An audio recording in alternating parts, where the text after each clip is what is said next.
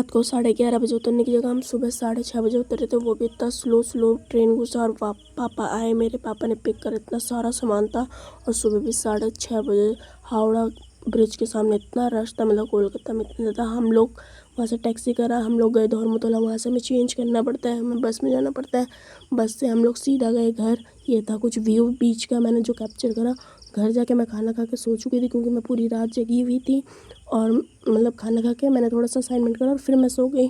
फिर मैं रात को उठी, खाना खा के मैं वापस सो गई। मैंने कोई भी क्लिप नहीं लिया। अगर आपको मेरा वीडियो अच्छा लगा, लाइक कमेंट और सब्सक्राइब करना मत भूलना। Thank you.